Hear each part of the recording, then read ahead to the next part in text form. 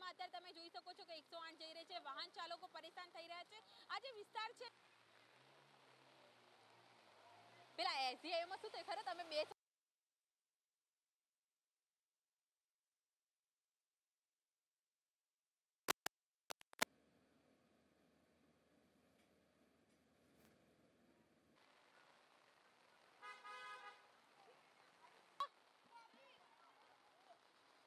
આવતારો કેટલા પાણી ભરાઈ ગયા છે, ઊંડા સુધી પાણી ગરકાવ થઈ ગયા હોય, વાહનો ગરકાવ થઈને પસાર થતા હોય તેવી સ્થિતિ છે,